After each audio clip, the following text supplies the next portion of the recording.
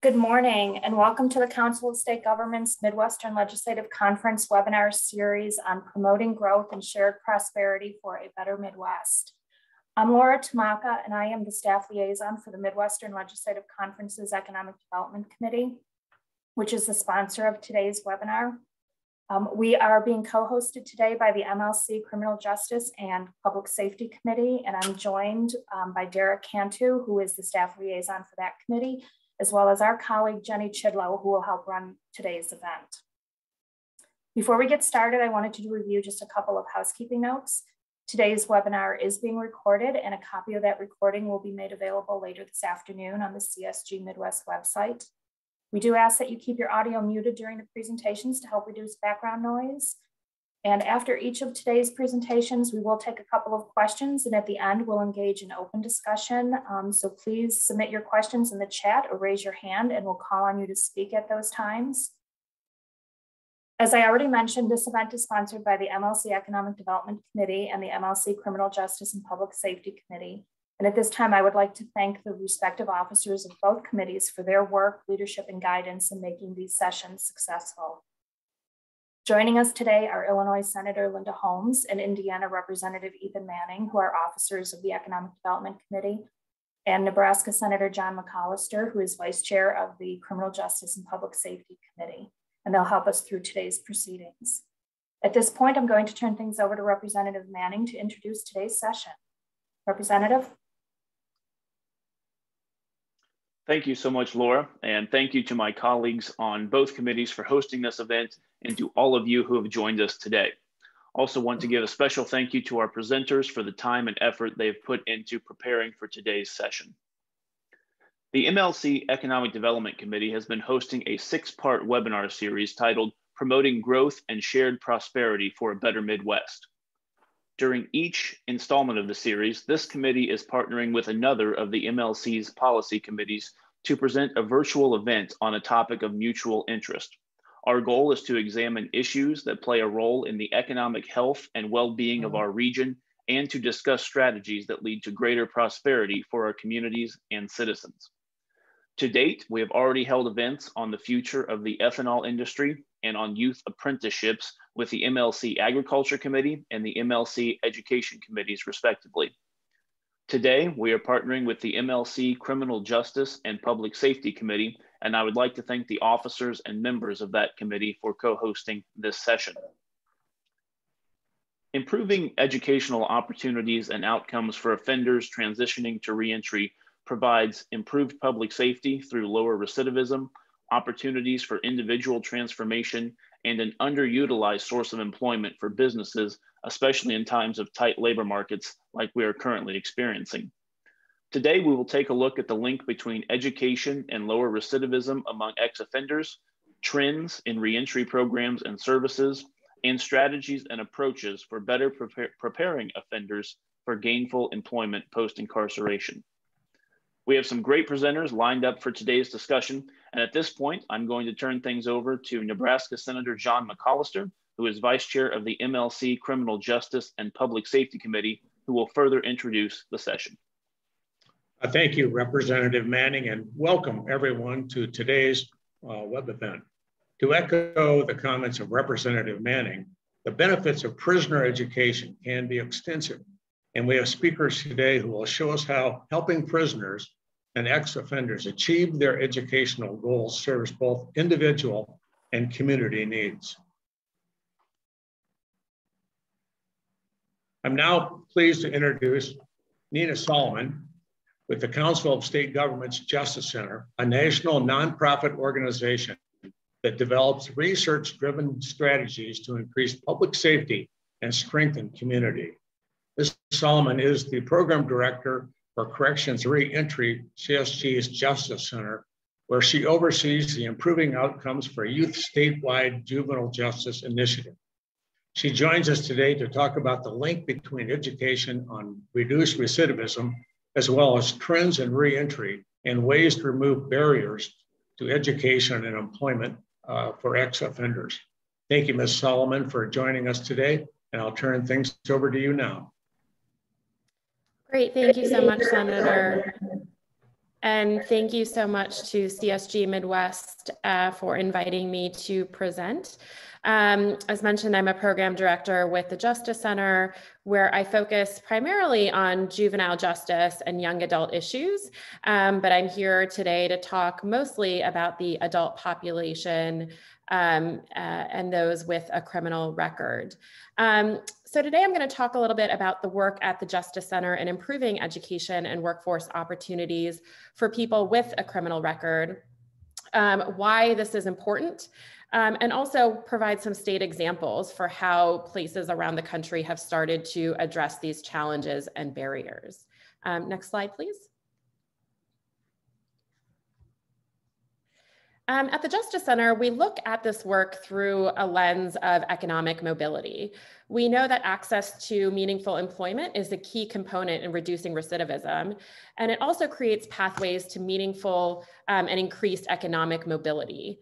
At the Justice Center, economic mobility is we primarily work on it through our economic mobility team, but also increasingly in our juvenile justice team, where we work with states and local communities around the country to help reduce structural barriers and expand access to quality career technical education, post-secondary education, training programs, and other workforce supports and services to increase employment opportunities for people with a record. And when we think of economic mobility at the Justice Center, we think of three primary issues that we feel need to be addressed. The first is building the necessary skills, soft skills and hard skills, and providing training opportunities and educational supports. The second is better understanding the needs of employers and making it more commonplace for employers to hire people with a criminal record. And then the third is addressing and removing legal barriers to employment and educational opportunities for this population. Next slide, please. When we think of economic mobility or economic recovery in general, and as mentioned, it's even more important in today's context, it's impossible to not also talk about economic opportunity specifically for people that have a criminal record. We know that approximately 8 to 10% of adults have a felony criminal record, and that's not to mention the millions of adults that have a misdemeanor offense on their record. An estimated 6.4 million people were held in prisons or jails or were on probation or parole in 2018. And at least 95% of people in state prisons will return back to their communities. So this is a large population of people, potentially untapped potential that could help a larger economic recovery, not just focusing on this population alone, but thinking about how this population can impact the broader economy as well. Next slide, please. However, we know that currently people with criminal records do not have the necessary skills or opportunities available to them to gain meaningful employment in the community. And this data is from a few years ago, but as of a few years ago, compared to the general US household population, 64% of the American prison population had only a high school diploma, and 30% had below a high school education. However, we know from the research that providing incarcerated people with any form of education is associated with more than 40% reduction in recidivism. And additionally, according to one study, people who participate in any educational programming while they are incarcerated were 13% more likely to find employment after they were released than people who did not receive such programming. And those who participated in vocational training were 28% more likely to find employment after they were released. So definitely a lot of research around the connections between education and improved long-term outcomes. And those are just citing a few studies, and there's multiple research studies out there that we can share information about. Next slide. This issue is also increasingly important for youth. I had to throw in one juvenile slide in there because that is my primary focus. And also because we know that the age of young people in the juvenile justice system has gotten older in recent years. And they need the ability to transition to independence successfully in the community when they are released. And so we're talking more about a young adult population here, those that are 16 through 24, juveniles in the juvenile system at a higher age than before. We know that this population has a high recidivism rate, both those young people that are on probation as well as youth that are incarcerated. As I mentioned, this is an aging population. In 2015, about 70% of youth that were incarcerated in a juvenile facility were 16 and older. And so when they are released, they are not necessarily returning to high school. They're coming out into the community needing employment and wages in order to transition to independence. These young people also have high needs. They tend to be overage and undercredited. And we also know that unemployment rates for young adults remain high, and even more so coming out of this COVID-19 pandemic. We know that young adults have been hit harder, disproportionately facing job losses and labor force disconnection as a result of the COVID pandemic. And despite individuals ages 16 to 19 only making up less than a quarter of the workforce, this age group accounted for a third of the rise in unemployment in the early parts of the pandemic in 2020. Next slide, please. We also know that in order to have a thriving economy, we must address and build economic opportunity for records. The time that people spend in prison or in jails, having a misdemeanor or a felony offense on their records, having just an arrest, we know that can have an adverse impact on a person's employment prospects due to the structural barriers that may exist, the stigma of having a criminal record, or the fact that they are lost job skills and education as a result of being incarcerated. As a result, nationally, the economy loses between $78 to $87 billion annually in GDP when underemployed.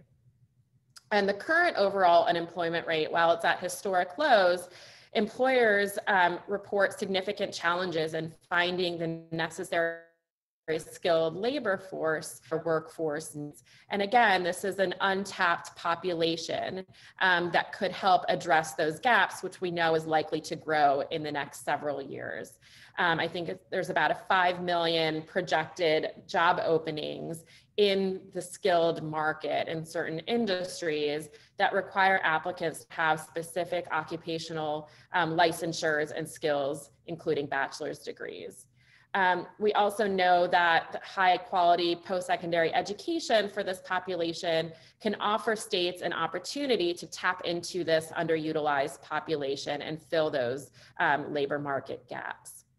A couple other important data points to note from the research. We know that family income is 22% lower while a father is incarcerated, and it remains even lower after they are released into the community. And we know that incarceration can cause lifetime earnings to fall by up to 50%. Next slide, please. We also know that economic opportunity for people with records is important to advance racial equity. It's not a surprise to, I don't think, anybody on this call that people of color are disproportionately represented in the criminal justice system. And as a result, they are also disproportionately impacted by the biases and policies that limit what jobs and economic opportunities they might have, or people with criminal records might have more broadly. Therefore, people with records have to be a top priority for employers and communities in their efforts to increase diversity and equity. We know that Black applicants without a criminal record are called back at lower rates than white applicants that do have a criminal record. And we know that Black applicants with a criminal record have a callback rate from employers of only 5%. Next slide, please. So what are the barriers that we see across the country to improving education and employment opportunities for people with records? In 2020, the CSG Justice Center conducted a 50-state analysis of post-secondary education policies and practices that was published in a report called Laying the Groundwork.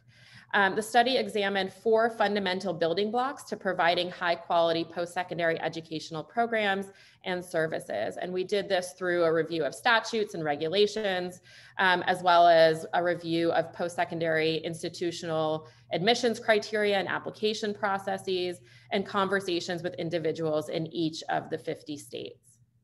And the 4 building blocks that we examined are funding, how states are using federal and state funding streams to support post-secondary education for this population, course offerings, what courses and academic programs are being offered to incarcerated individuals? Are they able to access a full range of opportunities that are aligned with labor market trends and the needs of employers in their communities?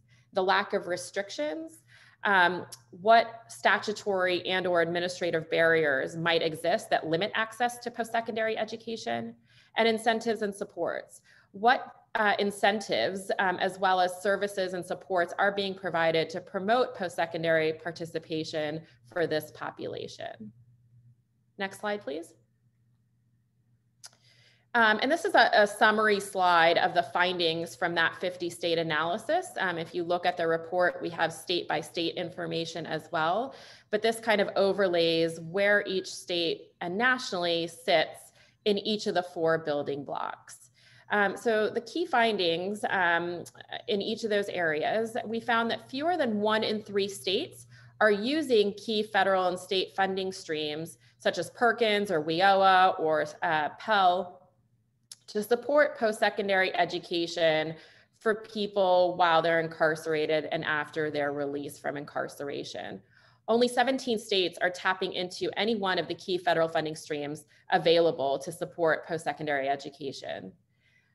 Less than half of states give incarcerated people the full range of post-secondary educational programming that are aligned with labor market needs and the needs of employers. More than 3/4 of states impose statutory and/or administrative restrictions that limit access to post-secondary education for individuals who are incarcerated or formerly incarcerated.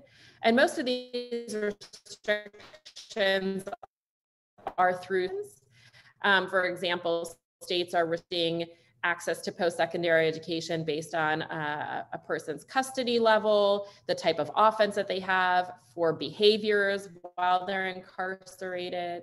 We found of all public universities in this country have questions on their applications that require applicants to disclose information on previous or current involvement in the criminal justice system. And lastly, about 1/4 of states offer incentives, as well as tangible services and support, such as housing or access to technology, in order to promote post-secondary participation while they're incarcerated or after release, to promote a crime-free and productive life upon reentry. Next slide, please. There are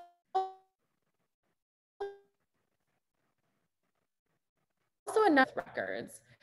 First, there are legal barriers or collateral consequences.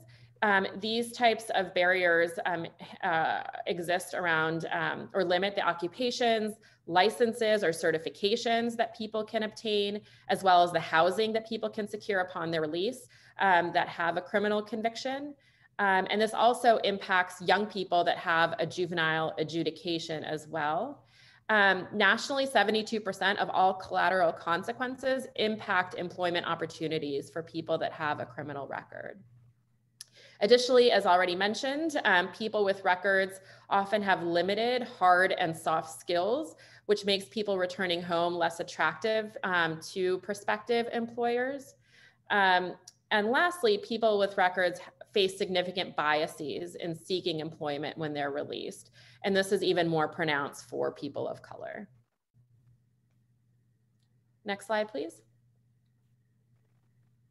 So many states around the country have been addressing barriers to education and employment for some time for people that have a criminal record, including here in the Midwest. I wanted to share just a few of those examples, but more obviously exist. So Michigan offers a range of career technical education and degree programming that's designed to help folks that are incarcerated earn credentials and obtain employment in high demand fields in the community. These programs are aligned to the trends in the local labor market and the needs of employers in those high need industries. New York doesn't have any statutory or administrative restrictions on post-secondary participation for individuals that are incarcerated. And all state universities in New York have eliminated questions related to criminal history and protect students from admitting admission biases or disclosing unnecessary information. And then in Wisconsin, they have an inclusive state financial aid policy. One of the most significant barriers that young people or adults often face in accessing post-secondary education, and not just those that are incarcerated, but I think everyone, is financial aid and the cost of higher education. And Wisconsin has sought to promote educational opportunities by limiting restrictions for applicants who have certain convictions who are incarcerated to access financial aid packages. Next slide, please. States are also expanding access to employment and workforce readiness opportunities for juveniles and adults with adjudications and criminal records. Ohio's Fair Chance licensing law incorporates nearly all of the national best practices associated with fair chance licensing by including limits on the age of convictions that can be considered in obtaining a license, prohibiting denial of a license absent a direct relationship between the person's conviction and what they were convicted for and the activity for which they want to get a license, as well as providing robust procedural protections. Vermont to deny a license based on criminal history, including the relationship between the crime and profession, and the passage of time since the person has committed the offense. And most recently in Oregon, state leaders launched a new initiative and a working group to improve connections to education and employment opportunities for people with a criminal and/or juvenile record. And the working group consists of representatives from a diverse range of stakeholders from the criminal justice, higher education, as well as workforce community. And the CSG Justice Center is currently partnering with that work group to legislation. And I wanted to provide a link to one of the CSG Justice Center's resources where we have state-by-state playbooks for how to remove and where to remove structural barriers based on each state's current laws and regulations. Next slide, please. Additionally, we see states across the country taking steps to advance fair chance licensing policies, which aim to expand access to licensures for qualified workers with criminal histories. Across the country, we've seen at least 44 states adopt some fair chance licensing legislation in the last several years to reduce these barriers. And our work at the Justice Center has supported a lot of this legislation, particularly in the last couple of years.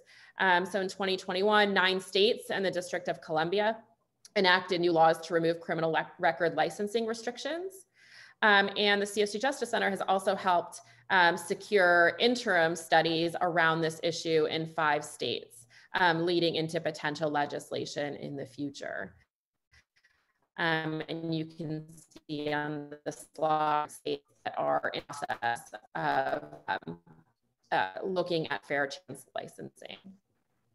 And lastly, I just wanted to share some additional resources. Obviously, on our website, we have a number of publications and 50 state analyses looking at education and employment for both juveniles and adults, as well as playbooks and checklists and examples of best practices from around the country.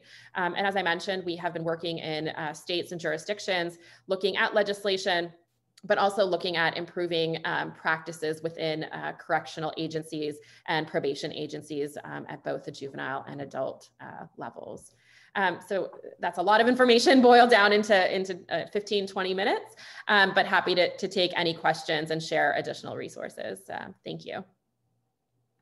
Thank you, Ms. Solomon, for your outstanding presentation. We'll take a few questions before our second presentation. Laura, Derek, what questions do we have for Ms. Sullivan?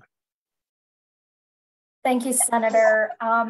Nina, I think I'm going to give you an opportunity here to talk a little bit more about the Justice Center and the work that you can do in the states.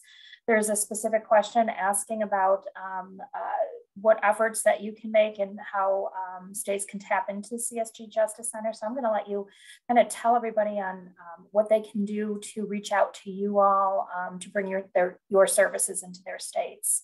And then we'll move on to some other questions. Sure. So there, if folks want to reach out directly and get in touch, and would love to hear about the interest that people have in exploring these issues in their states and jurisdictions. We're already working in a number of states in the Midwest on related issues. So for example, we are leading a juvenile justice reform task force in Michigan and in Indiana. I know we have been very active in Michigan on the employment front as well. We have a justice reinvestment initiative that is currently ongoing in Minnesota. And folks can either reach out to us directly for if they have a particular interest, or we're happy to reach out to folks that have identified that on this call as well. But we are always looking for opportunities to partner with different states and jurisdictions on these issues, and it's really up to the state and jurisdiction to identify what their priorities are and how we can be helpful. But we are always happy to partner. Thank you, Nina. And then that can look. I was just going to say, I mean, that can look, what it looks like when we partner with states and jurisdictions really depends on the jurisdiction. I mean, we have the capacity to analyze data. We have a research department at the Justice Center. We've done a lot of work around legislative initiatives. We've done a lot of work in assessing jurisdictions and how they are doing in terms of workforce readiness and educational opportunities. So again, it just really depends on the jurisdiction and their interest. And certainly anyone can reach out to us here in the CSG Midwest office, and we'll help put you in touch with the folks at the Justice Center. And yes, they do excellent work, and they've done a number of things, as Nina had said, in our Midwest states. And so we would be honored to help facilitate those connections.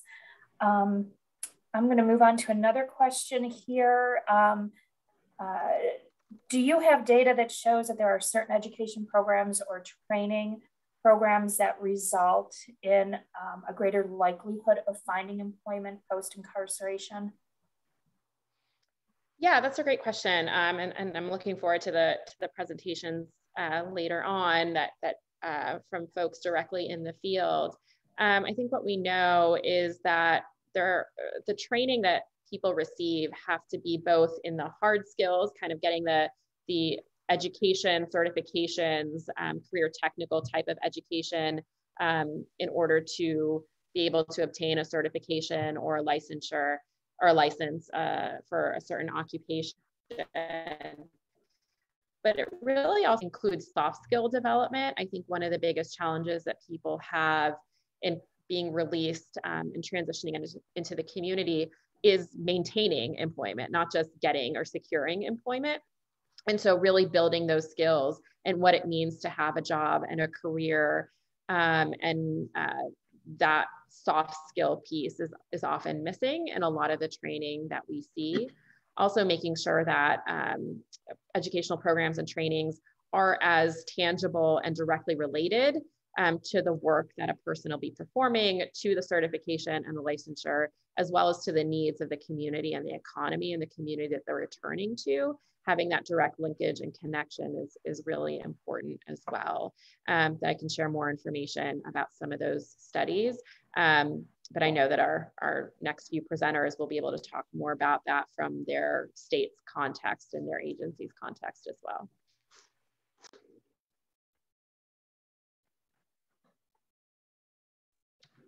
Thank you again, Ms. Solomon. And we can return to more questions later. But right now, we're going to turn to our next presenter, who will tell us about an innovative approach that helps prisoners earn high school credentials.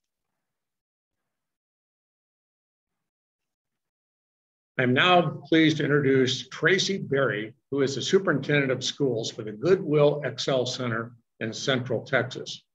Goodwill's Excel Centers provide a pathway for adult learners to earn high school diplomas and participate in career and technical educational classes. Ms. Berry joins us from Excel Center in Central Texas that includes centers in 2 correctional facilities. During her career, she has been instrumental in crafting legislation on criminal justice reform and has been an advocate for creating opportunities for people with criminal backgrounds. Thank you, for joining us, Mrs. Berry, or Ms. Berry. Thank you, Senator. And thank you to the Council of State Governments for having me today. And I couldn't ask for a better segue than what Nina provided, because she explained all the research and the data that really is foundational to why we do what we do. And so the Excel Center for Adults, we're located in Texas, and we, through a lot of research around the intersections between poverty, education, and incarceration, we decided that we needed to redefine what public high school is in the state of Texas. Next slide. So we are the only adult public high school in Texas and that focuses on 18 to 50-year-olds. A lot of states have restrictions on age to receive a high school diploma. There are a few states, Indiana is one of them, Washington, DC, Colorado, where there is no age limitations. Others, like Hawaii, have a limitation of 19, which when you start to look at the data around age limitations, you start to understand why poverty numbers, incarceration numbers look the way they do. And so through all this research, we decided to kind of turn it on its head. Once you turn 26 in the state of Texas, you cannot get your high school diploma. Your only academic journey at that point is a GED, and that can be very limiting in your post-secondary opportunities and in your job opportunities as well. And what we were seeing was that, again, that intersection between incarceration and poverty and educational attainment. And so we said, really after a lot of conversations, specifically with employers, what do we have to do differently? We can change some things here or there. We can change some of the access points or make some things more available to others, or some of the, I guess people would say, light touches, but how do we systematically transform opportunities? And so we went to the legislature and asked to create something new. And what we have done now, and this was 7 years ago, and now we have legislatively been approved to offer, again, 18 through 50-year-olds a public high school education, and it is fully funded by the state of Texas. We are now also in the permanent school fund. And so what we can offer students across the state is really limitless.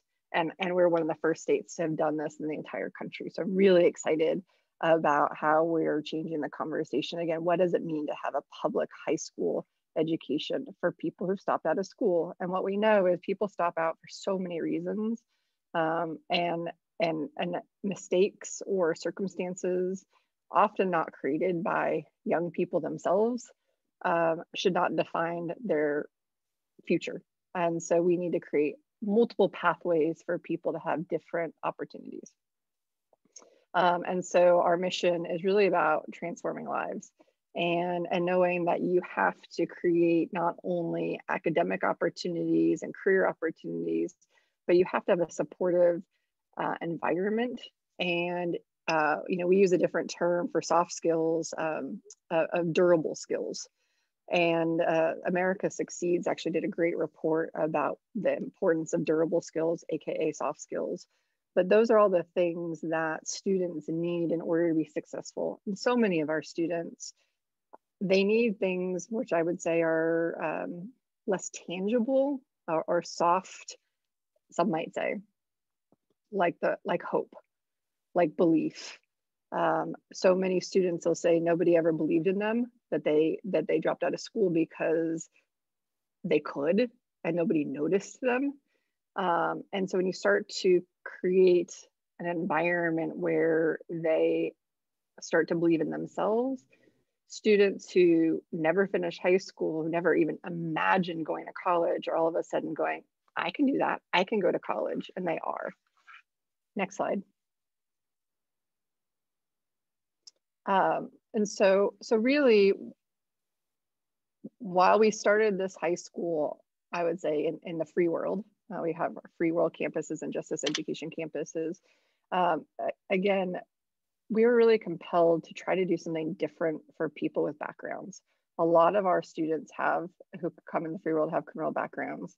And we were, one of our state board members said, hey, what can you do in the prisons? And so I like a good challenge. And so started to explore, what could we do? Where could we really walk the talk on what we believed in and second chances, and really changing the conversation about generational poverty, and knowing again that they're all are linked together. And so that really became our entree into the correctional world.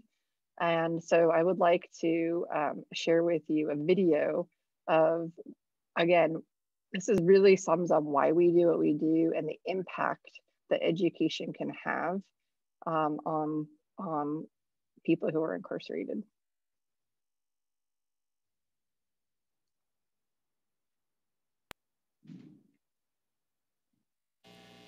A prisoner, a convict, an inmate, an offender, a felon, a number.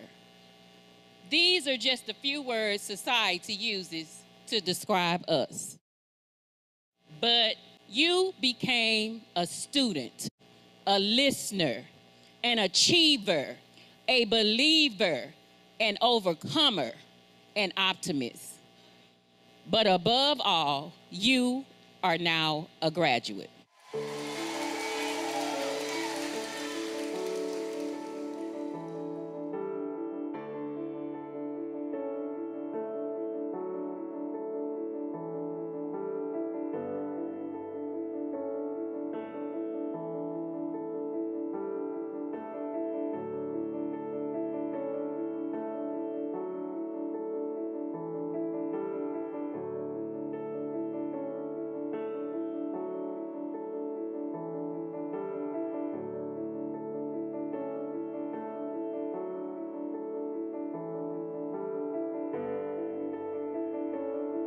There's someone always in your life that will give you the opportunity. You always want that someone to take a chance on you. No matter what you've done, no matter what you look like, but just to take a chance on you. Each teacher has shared a part of themselves with us, not only educating the student with book knowledge, but also educating us with love and respect. You took a chance on us and trusted us with your education, all these wonderful educators, you trusted them. You took a chance on yourself to do something that maybe you didn't think you could. I still do not understand why the alphabet needs to be in a math equation. Yet one thing I can say is that Goodwill has some of the best teachers ever. I can honestly say that each one of them has impacted my life in some way or another. I was 47 years of age before I earned my bachelor's degree, and it's not too late. We are more than the sum of our past mistakes. It's not too late for us. We are not too far gone, like the world like to say. And I just encourage you to don't give up, don't stop. Your journey is ahead. We're now equipped with the tool for life of hope and freedom to transform our lives and no longer be a statistic. We did it, ladies. Congratulations.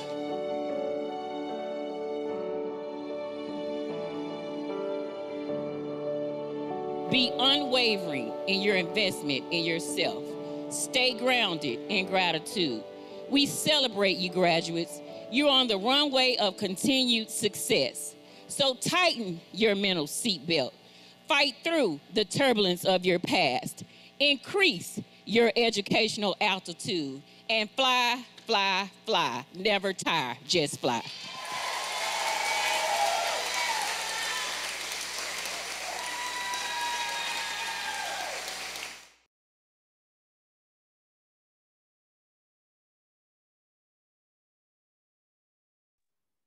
So that was our video from our graduation that happened just this past year, and at one of our women's facilities. And I will say that it brings more joy than I can ever put words to of being there and watching the pride in our students from their families. This was, right in the middle of kind of COVID, so it was more restricted than we've had historically. And I'll say that one of the most fulfilling experiences I've ever had in my professional life was at a graduation several years ago, where giving out diplomas, a little girl ran and launched herself up on the stage to give her mom a hug as she crossed the stage. And that's why we do what we do, because it really is about how do we change the story, change the conversation for all of our students and their families. And you say, well, high school education, it can do that. And my answer is yes. Something as simple as a high school education, something as simple that I think a lot of us take for granted, where there's a lot of reasons that people aren't successful in their original journeys, and there's no reason for them to not be able to continue that. Some would say that it's really a human right, and that's something that we really believe and support. Next slide. And really this goes into, what I was just saying, our why, and again, everything that Nina really said is we know that education really is the single greatest way to move people out of poverty, to change the story in incarceration. That we know that right now, on average, 40% of people who are incarcerated have another family member also incarcerated.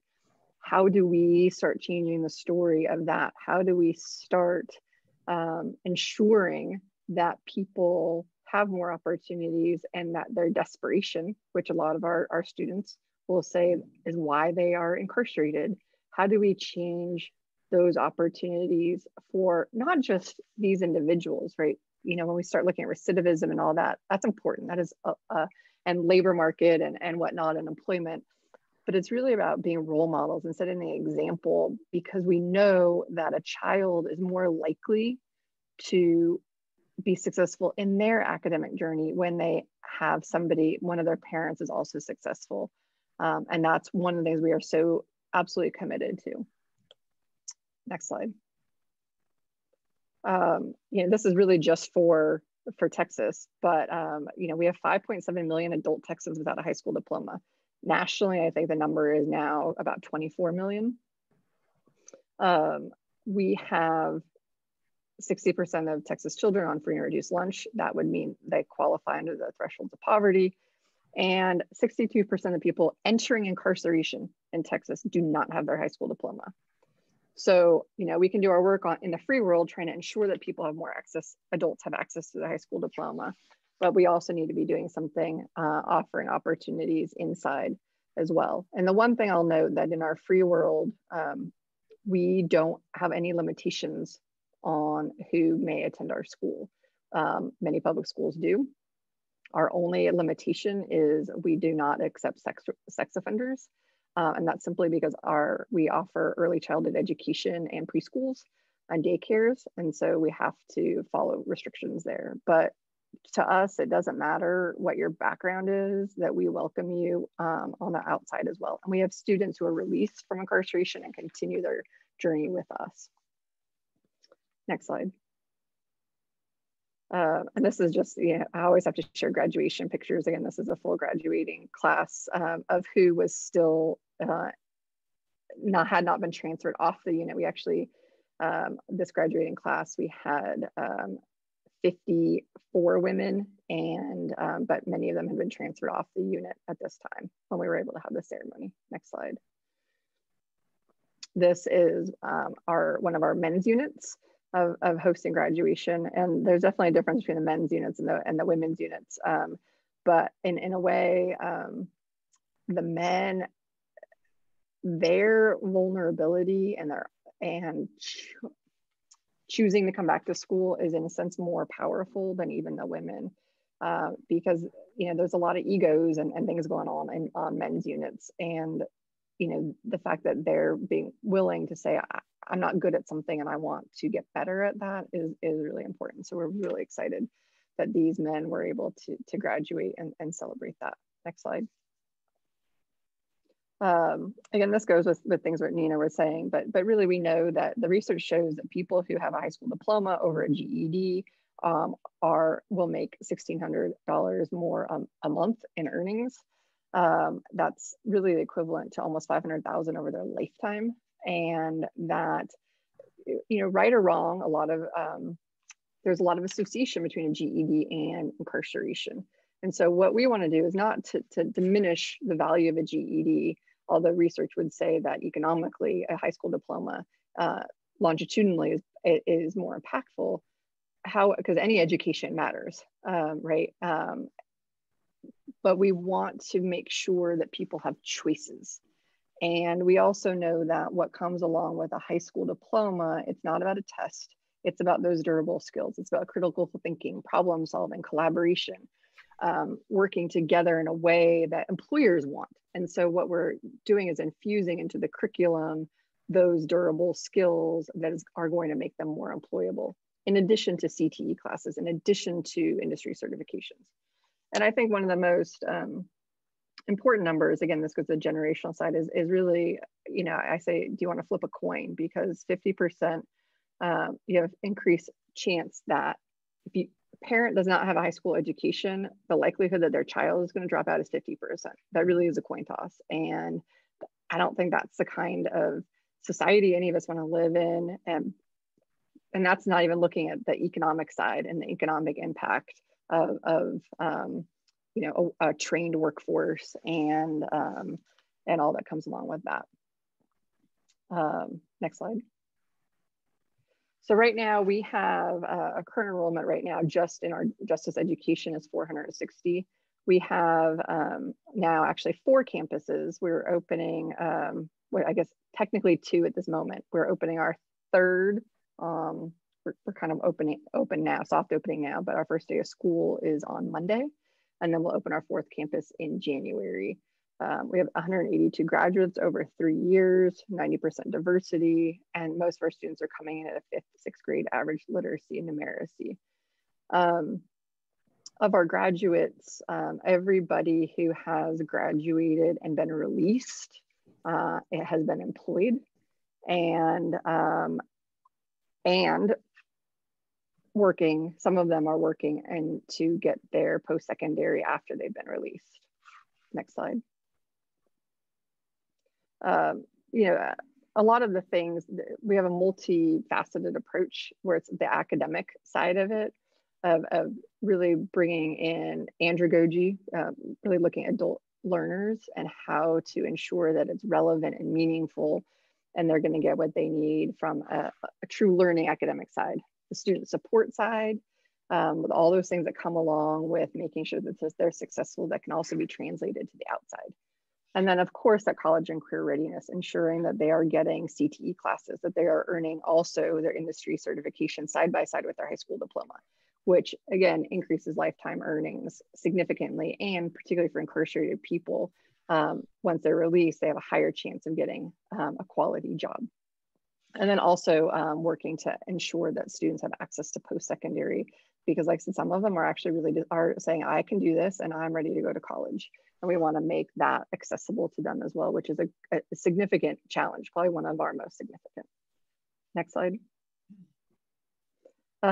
This is just, I love including this in presentations. These were kind of this idea that the people incarcerated, they have a lack of trust. Really all of our students do. People have failed them in the past. And so we took this picture at the beginning, and these guys were like, this is a scam. This isn't real school. I'm not going to get a real diploma. And they ended up being our biggest recruiters. We do videos, speak to other units so that they end up recruiting students to our program. And it's just a testament to when you show up and you do the work and you show that it's valuable, it builds trust, and that trust that they're seeking, that they've gotten in us, and also the belief that they've had in their ability, that again all gets translated to the outside, and they're more likely to be successful. These are some of my favorite guys. It's just, again, the joy of working with this population. I can't even comment on that enough, because it's a marginalized, underserved population that I think a lot of people, not on this call, have. It's easy to kind of put aside, and really, we absolutely should not be putting them aside. They're going to be being released, and they have families, and they need to earn a living, and we have going to have this major labor shortage that economists are predicting by 2030, and we have to include all marginalized populations and increase equity and access. And this is absolutely a population that we need to focus on. Again, in Texas right now, we have over 130,000 people incarcerated. So we don't have a choice. We have to do something different. Next slide. And just to kind of end, and something to think about, I mean, we definitely have challenges. Statewide reentry support, we're a big state. And so as students are released to all parts of the state, and making sure that they have the supports they need on the ground to really re-enter and be successful is a challenge in a big state. The bureaucracy of the state of Texas, probably not unlike any other state, but we move fast. We have ideas. We want to create, we build partnerships, and we want to do more. And yet bureaucracy does slow us down. We have to go through a lot of hoops, and I understand some of them. Safety has to be paramount. I get that. But on the flip side, you have people who are just used to doing certain things a certain way, and it's harder for them to look at innovation. But we have to do things differently. We just have to. And so that is just an ongoing challenge. And it's a challenge around, this kind of goes into the seamless pathway programming, is the barriers statutorily on post-secondary access, paying for that. Texas has, their whole thing, unless I can find scholarships, which we do, I don't believe that anybody should pay for their education. But without us, all students, if they can't pay for it themselves or secure some kind of funding, they can take a loan out from Texas Department of Criminal Justice, but they have to pay it back. They don't have money to pay it back. And so I think that we have to find ways to tap into what Nina was talking about, the different federal opportunities to increase access for funding purposes. Technology is a huge issue. We don't allow any kind of technology in Texas prisons. It makes it incredibly challenging for teaching, teaching the skills that these individuals are going to need once they're released. And so there has to be a better way to balance safety and security with access to technology. Longitudinal data, we're new, and so we just don't have it yet. We're working with the University of Notre Dame's LEO, their lab for economic opportunity. They do a lot of poverty work, incarceration work, education work. And so we're going to be working with them to look at what does it look like long-term in terms of recidivism, but not just recidivism, again, what their family dynamics end up looking like. That's going to take a while for us to do. And from a recidivism perspective, we don't have a lot of data there because we're such a new program and we don't have 3 years of released data yet.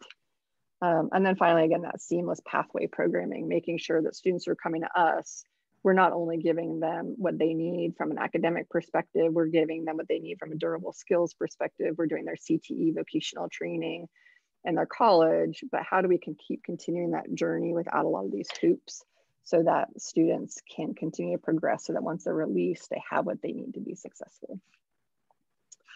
And I think that might be my last slide. That's it. Thank you for supporting this kind of work. Everybody I think is on here because you believe in innovation and doing things differently. So I'm really grateful to you all for being willing to be open to new ideas. Thank you, Ms. Berry, for your presentation. And we now can take a few questions. Laura, Derek, what questions have come in? Yeah, I'll start, Tracy. And again, thank you so much for this information. I know I've known about the Excel Center model for like the last 5 years. And I know just how really, really good it is. So I had a two-part question. I'll start with, at the beginning of your presentation, you talked about how certain states like Texas have age caps on when they can actually start offering high school diplomas to adult learners. So can you just expound a little bit more about what that process was like in the Texas State House to change that so you actually could offer these diplomas to people who are older than 26? That's a great question.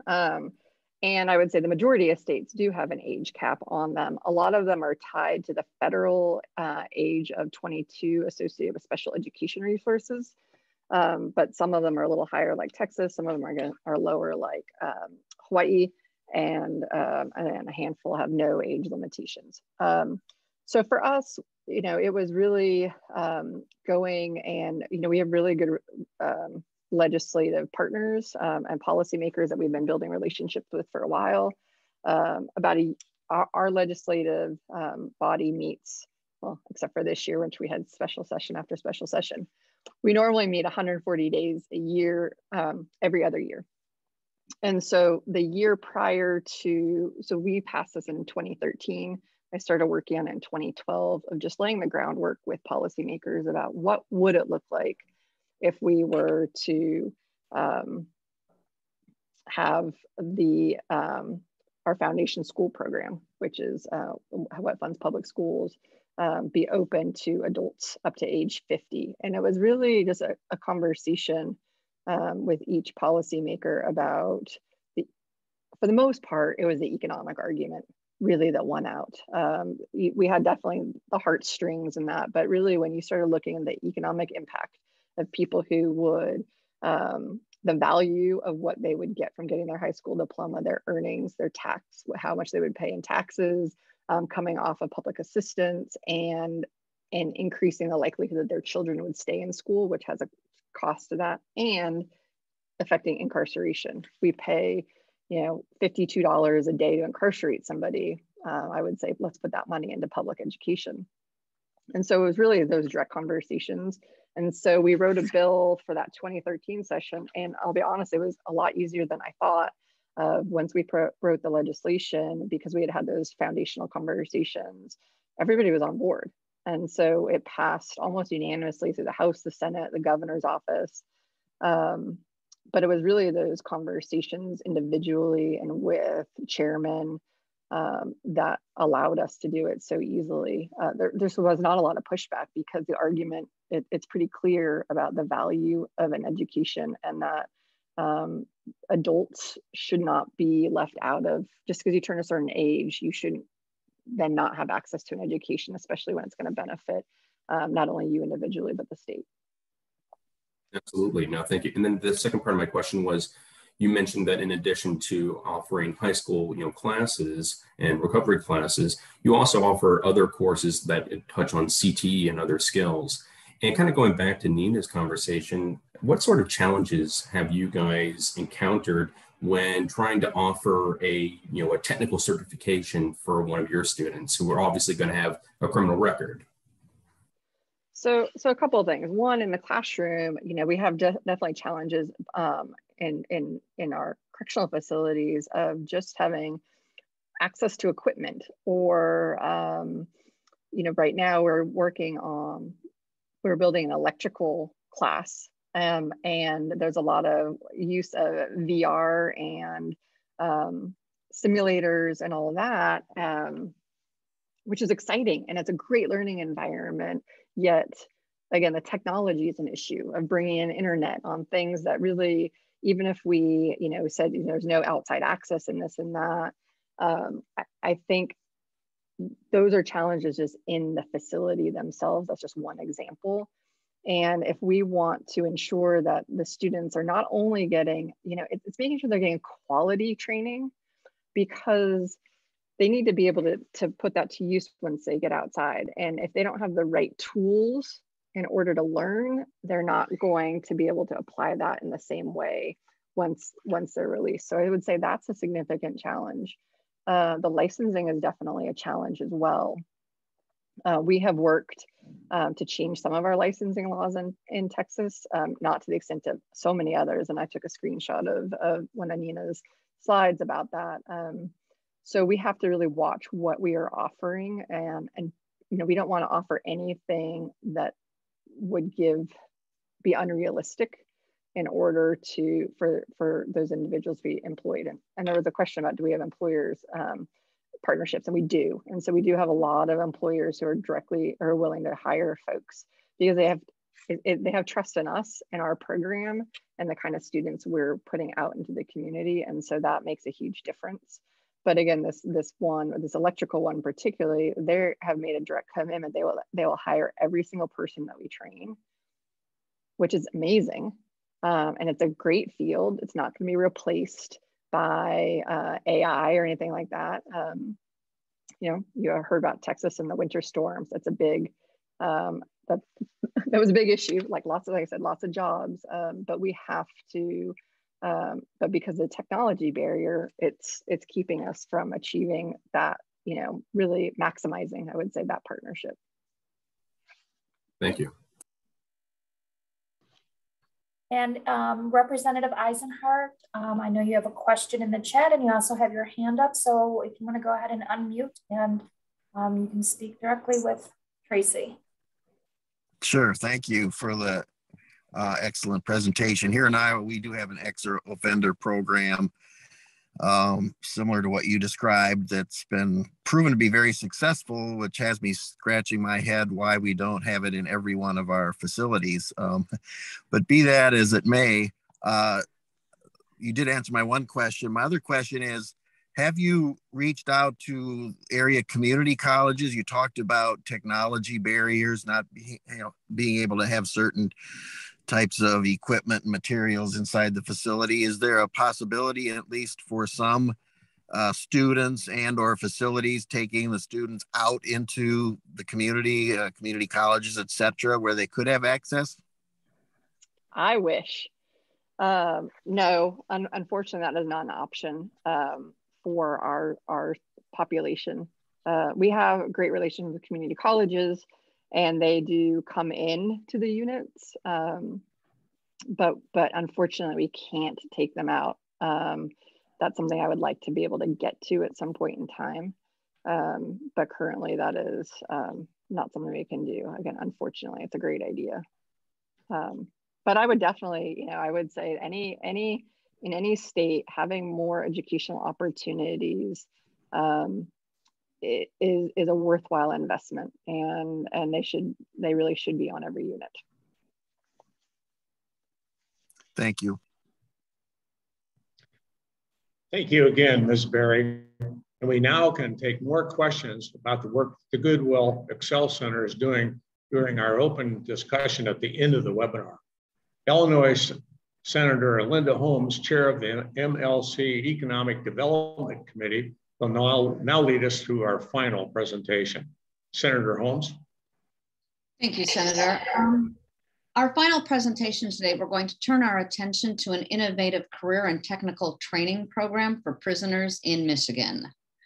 Robert McGeorge has been with the Michigan Department of Corrections since 2000 and has served in a number of roles. He's been highly involved with the creation and implementation of the Vocational Villages model that's used in 3 locations across Michigan and has been replicated by several other states.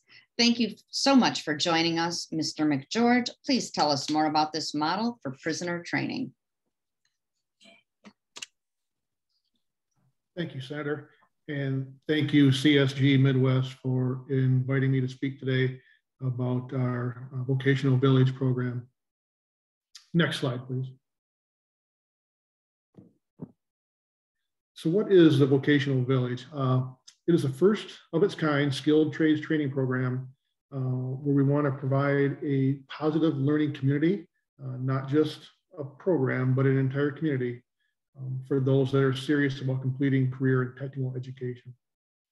In 2013, Michigan's prisoner education system received a complete revamping. We had a new education manager along with a new director for the Department of Corrections. And one of the things that was tasked of us was to revamp prisoner education. And one of those items that were on our priority list was to completely upgrade our vocational training system with the end result being prisoners leaving with jobs in hand. We know that the typical of the first 2 weeks to 90 days are the most critical in a prisoner's reentry, and having a job at that point makes them all that more successful as they transition. The vocational village was modeled after a VERA Pathways program that was a prison to post-secondary, where prisoners applied, were accepted, transferred, and all housed in a common unit with people that shared the same goal. Next slide, please. I'll cover some basic, some of the vocational village basics. There is a competitive admission process and an extensive screening process to the program. All students must have their high school diploma or high school equivalency. We use an interest and aptitude assessment to determine if the vocational trade program selected is something that they can be successful in. We use current labor market data to ensure that there are jobs available in the prisoner's county of parole. We don't want to train them in something that they don't have an opportunity to become employed in once they return home. We also look for proximity to their early release date. We want to deliver our programming as close to the end of their incarceration as possible, so that the skills that they learn and obtain are fresh in their minds and their hands. We also look for behavior. All of our students enrolled in Vocational Village must be 6-month major misconduct free, and all their other core programming must be complete or available at the Vocational Village site in order to be accepted. They also must complete a 9-question essay style application, and each one of those applications is reviewed by a member of my staff. In that essay, they tell us how vocational programming can change their life, what their goals are post-release, and other things like that. Once a prisoner is accepted into the Vocational Village program, they're transferred to, with the male facilities, one of 2 male facilities that house the program that they've been accepted for. So we're looking at, Michigan has 29 prisons, so we draw our students from all 29. Once they land at that Vocational Village site, they're housed in specific housing units. Both of our male facilities have 2 designated Vocational Village housing units. And in those units, we also house our post-secondary students. Those units are really dedicated to individuals that are interested in improving their life through education. Being that they are housed in specific units, that allows us the opportunity to dictate facility movement. We really try to keep these prisoners out of general population and the associated risks and issues that they can encounter. They move as a unit to chow, to school, to recreation yard. They basically live within their own little cell within a functioning prison. We do our best to replicate what a standard workday is going to look like once they are released. All of our facilities start the day, classes start around 6:30 in the morning. We'll go till 11 o'clock. They'll take a short break for lunch, and then they return to class, and then they're done around 2 o'clock. So we get about 6.5 hours of program time each day. Once the students enrolled in the village, they must maintain acceptable behavior and follow the rules. If there's an instance where a prisoner is not following the rules, we have the ability to remove them, and we have a committee set up where we review the circumstances of any event, and by majority vote, we can remove them. Next slide, please. We understand that this is a big commitment from the students because of the workday type schedule they have. They may miss visits from family. They may miss other opportunities inside the prison. They might miss yard time. So we offer them some incentives in the housing units. Little things like additional phone time or day room time. Gaming systems have been donated by volunteer groups. So little things like that to reward them for their hard work. One of the biggest things that has led to the success of our vocational village is our tours. We basically have adopted an open door policy. Any employer, employer group that can request a tour if they want to come in and see the program. And that's been very beneficial in building our programs, because a lot of the curriculum, credentials, and training that we offer is all based on feedback from the employers. We want to train our students in the technology that they're going to use or the practices they're going to perform once released. It also gives the employers an opportunity to meet our students, to realize that they're not all monsters like they might think from watching too much crime TV, stuff like that. It's allowed us to bring in all of our legislature, or many of them. So we've had the opportunity to have our governors, both our former governor, our current governor, have been incited to our facilities, many of our local legislators, which has been very beneficial when it comes to acquiring funding for our programs. Parole board members are made aware of a student's status when reviewing parole eligibility. Because students are enrolled at about the same time the parole board does their initial review, they take into account what their vocational village standing is. And if we get a situation where a prisoner was removed from the vocational village after the parole board grants or makes a decision, we advise the parole board. And we've had some instances where the infraction was enough that the parole board revoked the parole. And then once released, students are assigned a specific vocational village parole agent. Each of our parole offices across the state have at least one agent that has been trained in what the specifics and vocational village is and what other opportunities are available. Our students that graduate as a vocational village student are designated what we call a P70 parole, and that entitles them for additional offender success funding and opportunities upon release. And those agents are well aware of what it takes to be a vocational villager. Next slide, please. We have several programs at all three of our vocational villages. I won't get into all the details of each program, but I would like to take note that every program that we offer, graduates receive a state or nationally recognized credential or license. In both of the previous presentations, we've talked about the licensing and credentialing and some of the issues that come along with that. And we too have had those struggles and have worked with our department. Laura is our licensing and regulation department, and our Secretary of State to overcome many of those obstacles.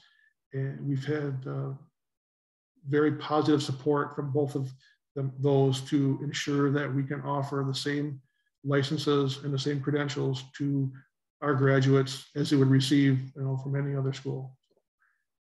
I understand the struggle. Many of our programs would have stackable credentials. On this list, you'll see forklift. We offer forklift training to, not only our CDL program, but our carpentry, our automotive, our commercial truck driving, our masonry concrete, anywhere we can see across where we could use that certificate in another trade. Next slide, please. So a little timeline for the vocational village rollout. The original village was implemented at Richard Hanlon Correctional Facility, and it started in 2015. We went with a January of 2016 as our official opening date because the facility was functioning, it was running with programs, and we had some students already enrolled. It took us a little bit of time in late 2015, to transfer what we would call a true vocational villager that had been screened properly and get them in the program. So we use 2016 as a start date, but we really implemented it back in 2016. We had some immediate success. Like I mentioned, we were able to have several tours. We brought in several of the key legislators that were in the budget subcommittees, to see the work we're doing, to show them the initial positive results we've seen from employers, and let them know that we would like to expand this. We were very fortunate and received a substantial line item in 2017 where we remodeled about 60,000 square feet of vacant factory and warehouse space at the Parnell Correctional Facility. It was a 1.5 year long construction project that we did in two phases, but ultimately led to the opening of Parnell in 2017 and 18 when the second phase was completed. Again, we saw a lot of early success, received a lot of positive feedback.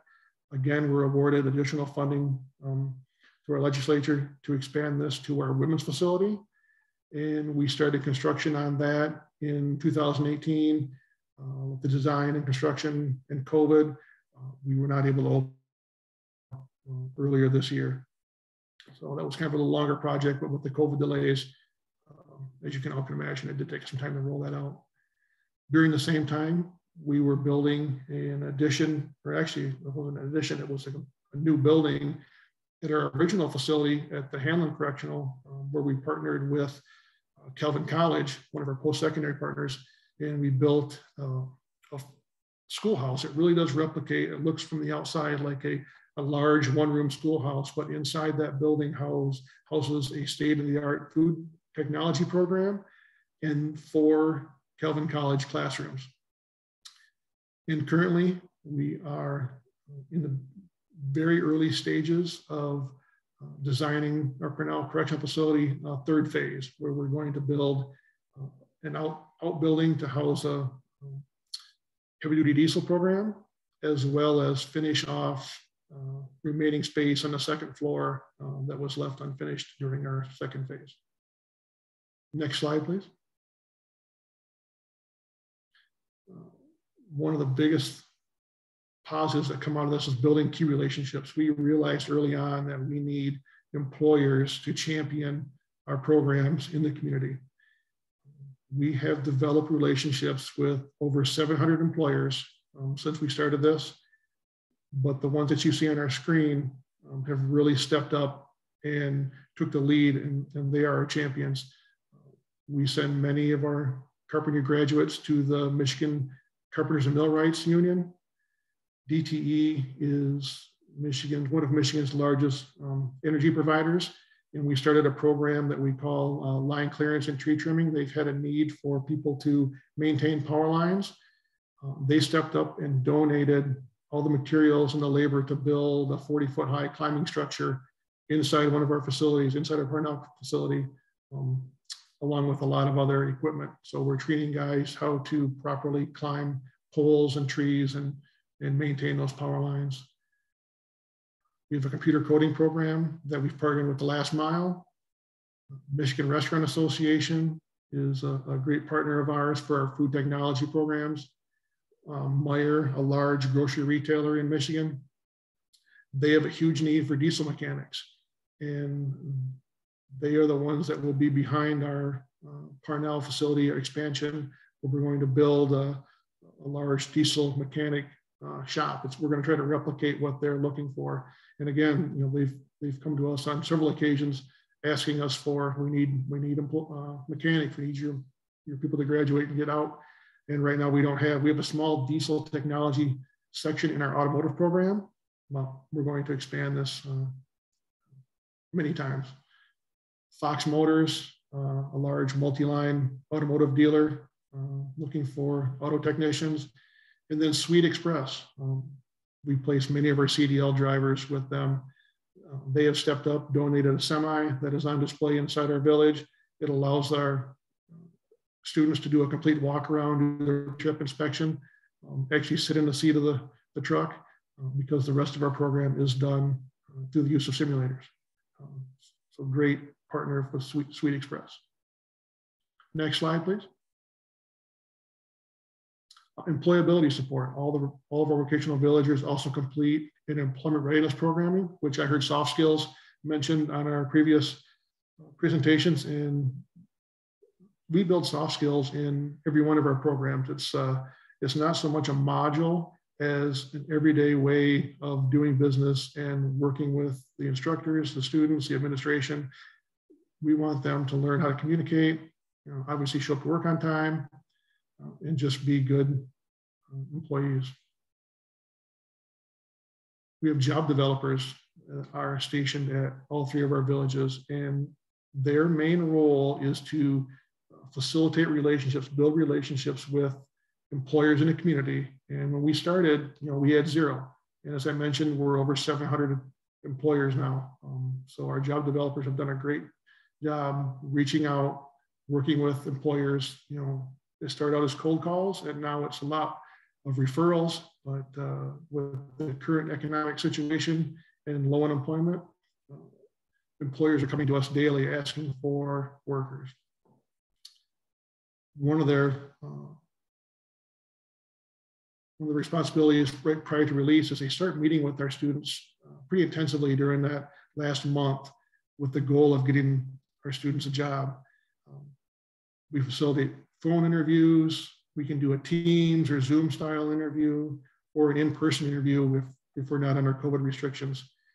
But at this point, 65 to 70% of our students leave the facility with a job offer in hand. Another important role for the job developer is to ensure that our students have their vital documents. We have a process set up so that every student can receive their birth certificate, a social security card, and their state ID or driver's license if it's still valid, but they'll leave with those documents in hand. We found that was something that really helped with their success to have those in hand and not need to get those upon release. Next slide. And I'll wrap it up today with our numbers. So since we started the program, 1,340 students have graduated and paroled. 681 have successfully discharged parole. And that's what we're really looking for is those successful discharges. Currently, 67% of our graduates that are on parole are employed. And our recidivism rate for the vocational village students is under 8%. Michigan's overall recidivism rate is 26.6%. I thank you for your time and appreciate the opportunity. Thank you so much, Mr. McGeorge, for all of that information. Derek and Laura, do we have any questions about Michigan's vocational village? Yes, Robert, Tracy posed a question, which I think you partially answered when you talked about Sweet Express and training for CDL, but she was asking a question about whether people are allowed to leave the facility for things such as training for CDLs and other types of training. No, our students, unfortunately, they cannot leave the facility. For a program like CDL, we use our in-classroom time to learn all the book work and knowledge that they need to pass their test to get their temporary instruction permit. We also place them on a pretty elaborate truck driving simulator. It's pretty cool and very realistic. And they will perform all the operations that they need to do on site in a truck driving school. And then there's 2 routes that they can go upon release. If they're released to an area where Sweet Express doesn't take them, which is pretty rare, but they can go to a truck driving school and finish up. And we have offender success money that will pay for them to finish up their on the road driving requirements. And it usually takes 1 to 2 weeks, depending on their competency. We're hearing that the simulator cuts that time down significantly. Or Sweet Express puts them in a truck with a buddy driver where they learn, they can be driving within 4 days. So there's a couple different options there. Okay, I was gonna say, Laura, should we encourage everybody, if they want to continue to type in questions in the chat, raise their hand. And at this point, we'll take questions for all of our presenters, and feel free to share information or successful programs approaches for your state in the area of prisoner education and ways that barriers to employment have been reduced. And while we're waiting to see if anybody poses any further questions, Senator McAllister, I wanted to go back to, you had posted a question that I think came just to me, and I wanted to see if maybe Nina or Tracy could help you address this, that Senator McAllister was asking about Texas being a leader in criminal justice reform, that he has heard that and wanted to hear some comments about the validity of that statement.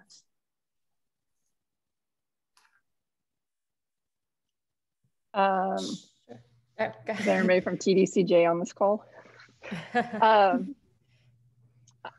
I would just say from my perspective as an end user of that, I would say yes and no. So we are on some fronts, and we have lots of groups working on, I'm an executive member of the Smart on Crime Coalition, and we work with the National Right on Crime, working through legislative issues, everything around bail reform, which was actually really challenging this year, to sentencing reform, licensing, whatnot. And so we're getting there.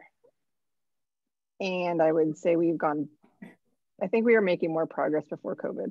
And I feel like this last legislative session, there was backward steps on what we were doing in reform.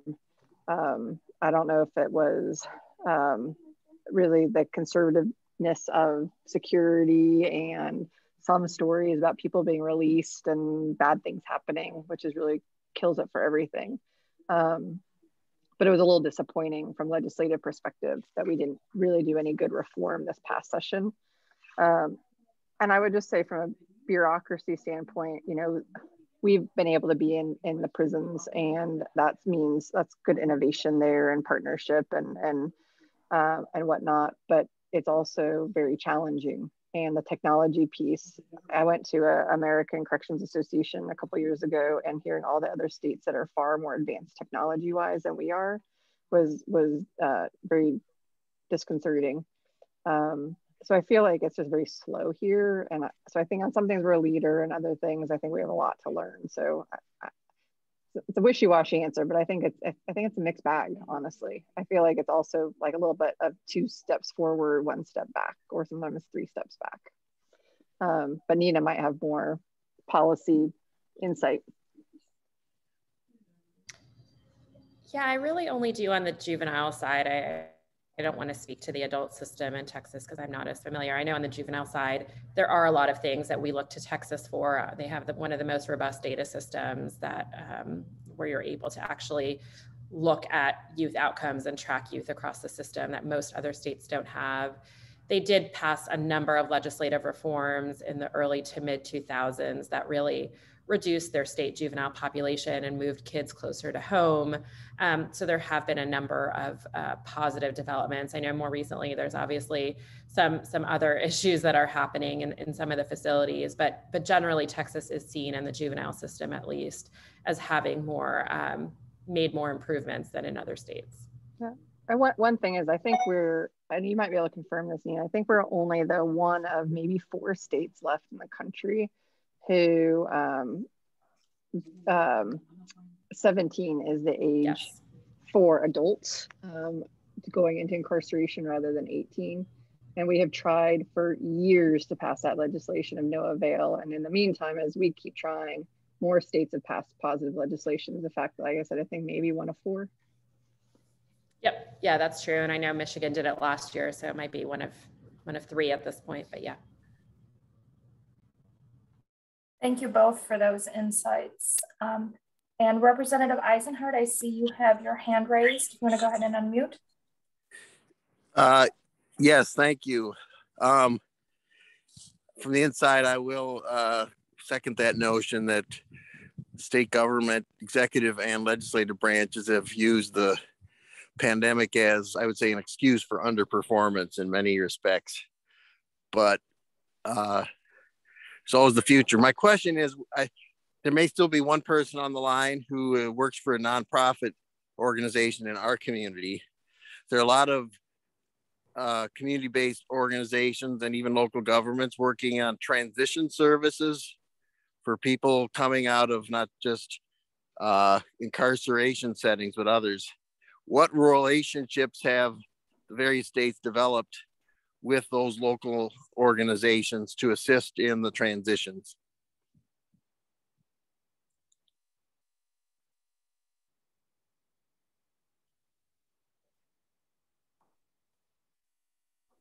Anybody want to field that one? I feel like that's a question.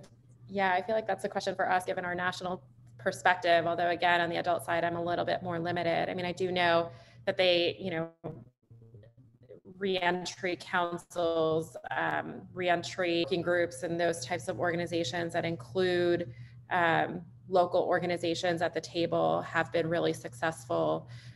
Similarly, on the juvenile side, tapping into community-based organizations. Obviously, people are going back to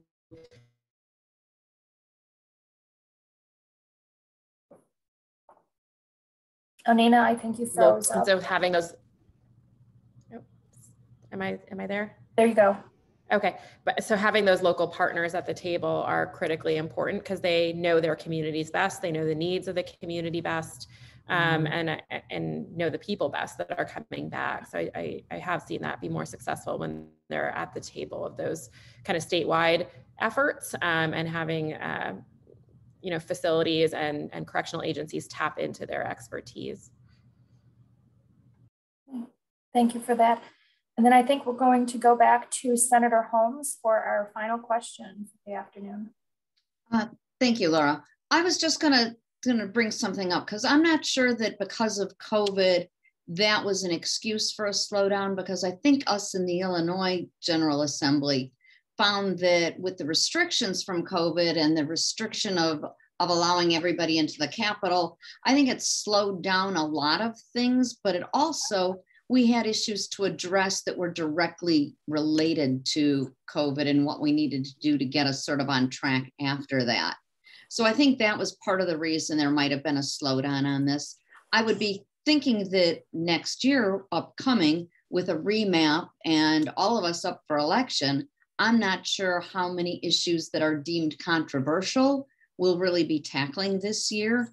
And I think, and this is sort of across the nation, we're seeing a lot of a spike in criminal behavior, which I think also sort of puts the brakes on things at times. I know here in Chicago, just this morning, we had a report that there was an 11-year-old that literally was armed and hijacked a car. And when they identified who it was, he's actually known, and think of this, at the age of 11 years old, as a prolific carjacker. So I think those kinds of things are going to be a challenge as we address issues like this coming up.